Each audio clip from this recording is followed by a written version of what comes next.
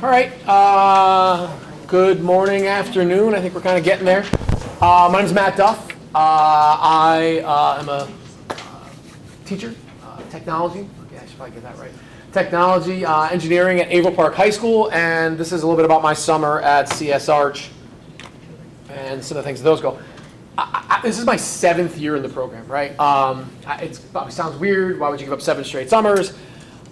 It's a difficult thing teaching electives, especially in technology. We're so broad and technical at the same time. It's really, really difficult to stand in front of our kids and feel like an expert, right? A room full of science teachers who went to school for science and now teach science. And I went to school for wood shop and metal shop and plastics, and I teach robotics and computer science and bridge building. And it's really difficult to stand in front of kids and feel like you know what you're talking about. So at pretty much every summer, maybe there was like 2 summers in my 25 years where I did nothing. I played a little more golf than I should have. But generally speaking, every summer I try to find something. And so I stumbled onto this 7 years ago. A colleague of mine was starting with Vicarious Visions, and there was a plan to develop a course. We spent 2 summers, me, my colleague, and 4 others from around the Capital District, developing a course called Introduction to Engineering Design. Introduction to Video Game Development. We teach that at school. I spent another summer. It was COVID, and we were looking for an advanced version, so it kind of got done from home or whatever. But we developed one more course that was kind of like self-directed, goes on during intro. I'm just trying to go quick because I got to get into the real stuff. But I worked at Trelleborg. They do carbon fiber. I have this really fun Titanic story, the sub that went down. If you ever want to tell you a story about something like that. Hyman Hayes, I worked at an architecture firm 2 summers ago. They do a lot of hospitals, things like that. Aquatic Development Group, they do water parks. That was last summer, and then this summer I was at CSArch. So it just really, really helps. I just try to explain why I would be the only person here who's done this for 7 years. So I worked at CSArch. A big bulk of their work is capital projects, but I wanted to put on the slide because I know it's not the only thing they do. I don't know why this thing is in the way. How do I do this? There we go. Not the only thing they do, so I thought I'd make sure I took a second to plug that for them. But a lot of the work they do is capital projects in schools, and so kind of leading to that. Some projects that I worked on. The bulk of my time there, I worked on Guilderland High School. That just happened to be in the schematic design phase. There's 3 phases to a project, each one of them taking like 3 months-ish, and so they were in the very beginning planning stages of a reno that's going to happen at Guilderland. Also, coincidentally, the technology education department's being redone there, so it kind of was a really nice fit for me. So this is the Revit model that we have to work off of at work, but it's Guilderland High School. And then most of the work that I did was in the tech department. I just kind of circled it off of Google Maps so you had some idea of where we were talking. This is the map of that general area. The spaces highlighted in red are the spaces that are getting addressed. There's so kind of as quickly as I can, right, because I don't want to get too in the weeds here, but there's a closet across the hall. It's got a divider down the middle. One side was for music, one side is for tech. The music department is getting a whole bunch of extra space, so the tech department ended up getting a bunch of that back. So that wall is being removed, which is not shown. I'll talk about that in a second. But this door is being removed. You'll see it in a second. One of the first things we did was in the first week, we went to Guilderland High School and just took 10 million pictures and 10 million. So we had drawings, but you never really know because it's from a previous project how accurate those are. So we went, confirmed all those dimensions, and we were working on mostly existing conditions drawings, right? Like this is the space we have to work with. This is the size that it is, and so there was a lot of confirming of that. The Revit model we had didn't have the wall, right, that exists in the so we had to go back. They had drawings from like the 70s and 80s and found this particular one. It was kind of like a scavenger hunt to find the right drawing with the right wall to confirm that it was there and get an idea of how close it was. So this is kind of, again, that's the school, that's the hallway, that's what it ended up being. So the plan, right, is to take out the wall, take out the door, infill it with CMU. These were the drawings that I made while I was there. So these are the elevations from that room. Shelving on the right, shelving throughout the whole room, and then these are axons of those rooms, so you can kind of get an idea of what that looks like. This is, so there was again, kind of just by taking a look at it quickly, there's a band room. that was like this big storage kind of overflow space. I don't really know. But the tech department ended up getting that, and they have plans because the tech, I'm friends with one of the tech teachers at Guildhall, and he's talked about how their department has kind of been the ugly stepchild of the building for a long time, and they're excited to finally get a TLC on their side. So this is the pictures that we took, because one of the things I had to do was I had to take the room that existed, so the rooms were there, but then the stuff that's in them wasn't. So we had to go find table saws and band saws and drill presses and put them in roughly all the right places so that we could say, this is being removed, that's going to stay, and all sorted out in that way. So floor plan of that, so like kind of remembering, like this room was completely empty, right? And so we had to find all of the BIM models for all of the parts of these are CNC machines, these are maker bots, these are cabinets with 3D printers in them. This room doesn't exist. One of the things they asked for was, they called it a clean room, but a space where they could put things like 3D printers, maker bots, close the door, and then not let any of the dust from them. And it's a big room, so it worked out that way. So again, that's an existing conditions drawing that we put together. This is another of that. I sort of left the floor plan up here so that you can kind of see what we were looking at. But so like, this axon is looking in from this direction, and this one is looking in from this direction, so you can kind of get it from both sides, so you have an idea what you're looking at. And then on my map too, so we're here in the progress. I didn't mention it, but the closet is like top center there, if you take a look. The wood shop, which, we have a wood shop at Averill Park, and they tend to be a little cluttered. I was super surprised. I mean, it's cluttered. Right? There's a lot of stuff going on in that room. Tiny little like walkways so you can get in between machines, and lots going on. So that was the pictures from that day, and then this is the floor plan. Again, this is all, so the only thing that wasn't really existing conditions is actually this whole room. Sorry, this whole room was not existing. This was all stuff that we decided. Before I got there, Melissa and her team interviewed the tech teachers that were there, and they asked for certain things in certain rooms. We're looking for this type of equipment, we're looking for this type of whatever, and so all of that got taken from those notes, and this is a culmination of that. So that's potentially what that room's going to end up looking like, because they're still in the process. But this room is going to get a whole redesign, and most of my energy towards it was identifying what is already there. After I leave, I'm sure they have plans to go look at the 8 million things that need to happen inside that room to make it a more functional space. But so that's that, and now we're in the kind of upper right here, that technology wood shop space.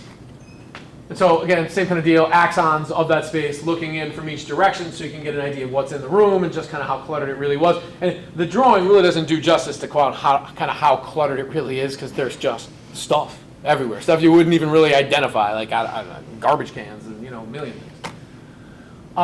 This room is kind of that bottom right one there. Not a lot getting done to this room. I told you I'm friends with one of the guys. This is his lab. They have this, I don't know what it was, and I tend to have an idea of what these things are. But they have these electrical labs. I don't know. This big unit right here powers all of the tops of these things, and they can do voltage tests and amperage stuff. I don't know. So what their ask was to have it's outdated. It's from like the 70s. Have it all removed, and they want to keep the butcher block tops and all that, but as part of the project, that was one of the things they were asking for. So again, that room had to be addressed. And so again, another existing condition showing this room exists in this way, right? And so at some point they'll go back and well, actually not much more on this one other than taking out the tops of those electrical things. One of the cool things we did, so we went really early on, and we did like lots of pictures, lots of hand measurements, tape measures, and all that. But they have a system which I had never really experienced, which was really, really neat. They have a guy, and I kind of made it my goal. I sort of wanted to talk about the guy. Dan, his name is, right? And so don't quote me on the story, right? I'm in the neighborhood of the things I'm going to say, and not all of it's true. Right? Dan, went to Hudson Valley. I don't think has a 4-year degree. It's just a techie guy, right? And he kind of found this niche at CSArch where he's the guy. When they have a new technology that needs to come into the office, somebody has to learn how to figure it out and use it. He's the kind of guy who stay up till 4 o'clock in the morning figuring that stuff out so he can come up and work and do cool stuff. This is one of the things that Dan's in charge of. So like maybe 2 weeks after my first day, we went back and we did a 3D scan. So they have like this $20,000 tripod kind of deal where you set it in the room, and then you have to set it within sight of itself, and you set it over there, and you set it over there, and it runs for 90 seconds or whatever it is. And then you do that across the entire building, and then it totally maps every single thing in the building in like a measurable way, which I'll show you in a little bit. But this is that. This is sort of a, I don't know, I got this off one of Dan's PowerPoints, but it's like a graphic of what that looks like. So there's the unit, that's where it was, and then it stitches together all these photos. And this is sort of an example of like, you know, every time you see a red dot, that's where the thing was. Okay. Well, maybe I'm not going to show you a cool video. Maybe I am. But, oh no, I didn't think of this. How can I quickly do that? Are you all signing into your Google account? Yeah, hold on. Share it with me? I might do it faster. 2 seconds. Fast forward most of it.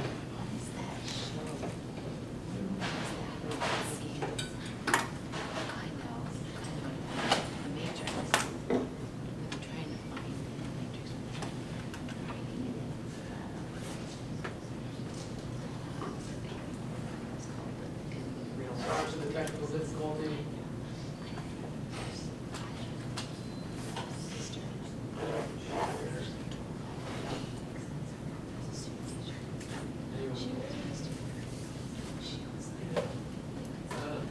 Okay, if it doesn't work, at least it's up this time, so if I don't, you can go right on. Okay, so in theory, this is going to fix this. You might need to refresh now. Yeah. Looks better. All right, so I'm going to kind of fast forward through this. So the software they had, I considered downloading the software onto the machine, but it's kind of laggy. So there was a function to make a video, and it's like a 6-minute video. I don't really want to take 6 minutes on it, but just to get an idea what it was. So like, you know, I went the day that we did the tech room. He was there for I don't know how long. All of these red dots are a place where he set that tripod up, waited 2 minutes, 3 minutes, whatever it was. It did its scan, and he moved it again. So this is kind of moving through that situation. So when you open the software and you start to kind of play with it, you can zoom in, which is going to happen here in a second, right? And so you kind of get to the rooftop, and you can see, because it takes pictures of all of the lights, you can see all of the lights, and then it zooms in even further. Again, this is just me scrolling with my mouse, right, to try to get to the space I want to be, and this is us just above the tech department. But yeah, you can drop down in the building, and then every time you click on one of these red dots, it brings you to a position where you're like in that spot. So this is the band room. Remember the super cluttered band room that I was telling you about that became a tech space? So, you know, I think you'll see in a second, I didn't really lie. It's pretty cluttered. Right, so there's another one we're about to go to over here, and I'm trying to, yeah, so this spot's kind of important. So you can measure any of this with like, and I looked it up, a quarter inch of accuracy. So I'm going to do it in a second here. Yeah, there it goes. So like I clicked on this point, trying to find the very bottom of the wall. When I click on that point, and so that wall is 9.558 feet tall, you know, within a quarter of an inch. There's a weird little jut. You can see this angle. So I just thought it was interesting to show that you can measure angles also. Oh, I went way too far. There it goes. So yeah, you can measure an angle, and it should show you there is 154 some degrees or whatever. So this was, I don't know how much this we're going to go through, but now this is me kind of like walking through the space, right, that we're looking at. This is the closet, the ultra cluttered closet that's going to get, there's the wall that we're talking about. This is the music side of it.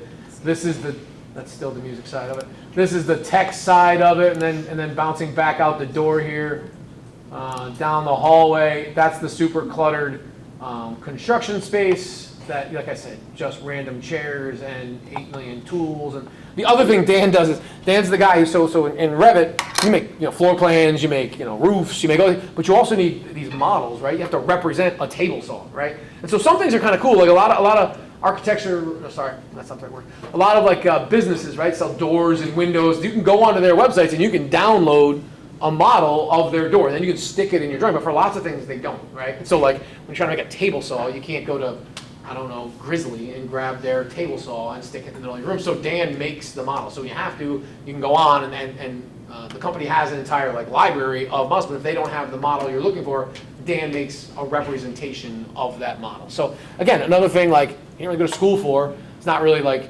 a degree you can go for, but it's something he just kind of learned. He's techie, he likes it, and so yeah. These were the electronic things on the top that I thought were worth taking a second to show. Yeah, I think we might be getting towards the end of the stuff that's worth watching in the video. So yeah, so this was the I didn't talk about this much, but this is the office space that they want turned into other space. Okay, so two of the things that we did that I really liked and I want to talk about was we went to KIPP Capital High School, which is a Tech Valley school? Nope, they're a charter school. That's close. All right, charter school. So they're a charter school, right? And so a lot of the work that CSArch does is existing conditions drawings. This particular one was like a ground up sort of a build. And we toured maybe in the third week I was there, and lots of cool stuff. So everything you're looking at here are renderings of stuff I did. And there's a little, I don't know if we're showing the video or not. It's a Vimeo thing, so it'll come up quick. Maybe I'll come through it just because it was, right, so this was something I found somewhere. Right, a look at, I remember why I put this on here. I wanted to point out how close the renderings were. So this was all done, this is a Revit drawing, right? And that is rendered in Enscape, right? But how close the actual building turned out to the drawing, right? Like, I don't know about you think about a drawing, like, yeah, there's a wall there, what color it ends up, I don't know, how many ceiling tiles, who knows? But so this is the building. Well, I'll we'll go through most of the 3 minutes here. And then I'll scroll through some of my pictures. I'm trying to go quick, and I'm not doing a good job, am I? This is the rendering from the... Right, this is the software that made all of this, right? So everything you're looking at is... I could probably accomplish my goal by stopping pretty soon here. Yeah, so all of this exists. Guys, I'm going to do that. I'm going to stop that there just because of time. So... as you click your way through, like these are no longer renders. These are the actual pictures of the things that got built in the room. So it's an Albany school district, right? And some of the clientele in Albany can be tough. So there was a lot of wanting to make this warm college, like community college type feeling environment, while also being able to make sure that we can control the environment and that everybody's safe and everybody's doing the right things. So lots of emphasis on bringing in natural light to the building. Sight lines were really, really interesting. I don't think I have a picture of it, so I'll talk about it real quick. One of the things I really thought were interesting was they have deans of students, right? And they, on purpose, had really long, straight hallways with glass-walled offices to the dean at the end of the hallway. So you don't have to wait for a phone call to say there's a fight on the second floor in front of room 204. You look up and there's the fight and you get out of your desk and you just go run and take care of stuff, right? Which I thought was a really interesting way to like think about it. So lots of natural light. This space is the cafeteria, which it's obviously very cool. Right? When you look at it, like, holy moly, that's neat, right? The thing I liked was how it was accentuated. Instead of being in some corner of the building where it doesn't get to see, you walk in off the bus and it's kind of like this grand entrance to this cool thing that they built. You come in on the other side and it's like the parent place where you have to sign in and get your sticker. Same thing, you walk right into that same cafeteria. The cafeteria also doubles for like auditorium space. So like this is a really small stage that the kids can eat on every single day, but the tables can be moved quickly and now you have a space. And then the idea is supposed to be that this space is like kind of hangout space, so like these stairs go up to the second floor, but then there's like kind of sit, and it can be, again, like auditorium style seating, or the kids can sit and eat their lunch, or they can collaborate on study hall, or wherever it might be. So very multifunctional, very, very cool stuff. And so this is just kind of like some different angles of that. Again, grand look, looking down from the top. And again, lots of clear sight lines. If something's going on, really quickly you can see what it is and address it before somebody has a chance to get on the walkie or whatever it might be. And just some different versions of that so you can kind of get an idea. Trying to emphasize like the ability to see from lots of different points of the building. This being one of the ones that we talked about too. Grading on the risers to the stairs so that you could purposely see through. So you can't have a situation where somebody's down here doing something they shouldn't do and you can't see it. You could be walking down the hallway, look through the stairs and see the situation. Just again, time-wise, that's an art classroom. Very, very cool, very, very multifunctional. I brought up the bathrooms. I thought the bathrooms were super interesting, which who says that, right? But you walk down the hallway and it's kind of like this, right? Except take the doors off the hinges and there's no doors, right? You can just walk from the hallway into the bathroom completely wide open, and then there's stalls. In the men's room, there's no urinals. So there's 4 stalls. You can kind of close yourself into this tiny little space, do your business, come back out. But as you're washing your hands, whatever it is, anybody walking down the hall can look in and see what's going on. Which I thought was very clever. It's just pictures of the stalls, pictures of the sinks. This is a tech ed classroom. I teach tech ed, so I threw it on there. The other place I went was like 2 weeks ago or so down to Newburgh. Okay, down to Newburgh. I'll go through these quickly. So these are the renders of what happened. I haven't seen any of this because at the current stage it is in this phase, right? So we went down and toured the whole thing, which again I really liked. I kind of nerd out over construction sites, and I sort of always have. So I hadn't really toured one like this, so I'm going to, again, go quickly. There was a lot of concerns about the quality of the construction. The project managers who were down there, which are not related to CSArch, that's their own deal. But so they managed the project. There was lots of concerns about some of the quality of the workmanship that was going on. So like, for example, you can see very clearly there's some grout issues here, right? That's going to have to get ground out and re-grouted for whatever reason. Maybe they used the wrong mixture or whatever. They let it set too long, but it didn't come out right. And so you're not going to see it because the screen's not the best. So that is that. But the point I really wanted to show that they're going to make them grind all out is there's like some shadowing. Can you see that yeah, it's not the same color, and it is tough to notice, but it's not. And they're paying $70 million for the building, so they're going to have to go through with a saw and cut a ½ an inch out of every single one of those grout joints, repoint every single one of them, and it happened in lots of different parts of the building, right? And it's one of those things that's evidence of the kind of work that was being done. And so not everywhere, not everything wasn't a disaster, but it wasn't the prettiest site you ever saw in your whole life too. And some of the ways you could sort of tell too was it was a really messy site, like just kind of garbage everywhere. Before we toured, we went in a construction meeting where, you know, the electricians talked and the plumbers talked and whoever it was, and hey, done. And there was talk about, well, Friday's going to be a cleanup day. We're going to clean up the whole site. And our guy, you know, to me afterwards is kind of like, if you do it every day, spend 15 minutes before you go home, there's not soda bottles and McDonald's bags on the guard, just everywhere. It was just trash every place. But I brought this up because the scaffolding I thought was super cool. This whole thing goes up and down, kind of push of a button, right? And those guys are doing all the brickwork, so that made that, you know, obviously better, easier, and faster. It doesn't matter. You don't have to have the file. So I knew there was another, I couldn't remember. So then another thing we did while I was there is we went to Mechanicville and we did some drone work. You'll never guess who did that job. Dan, right? Loves the tech stuff, right? So really neat. I hadn't had a lot of experiences with drone, believe it or not, in technology, but he did a flyover, which was in the video. It's a drone flying over the school. It's not the most, but that's after he did some just manned missions that he had to, you know, kind of to take. Before he got there, he programmed into the software, popped Google Earth in it, said, this is the stuff we want to look at. It lays out a pattern, and it says all of the different spots it's going to take a picture, and then, I don't know. And then, so here's that kind of that Google Earth image. There's every picture that it's planned on taking, and then it spits out, this should take 3 hours. We're going to have to change the batteries every 25 minutes. And when it gets to 25 minutes, it stops taking pictures. It flies back to you. You take the thing out, you pop the thing in, and it goes right back what it was doing. 4 times it had to do that.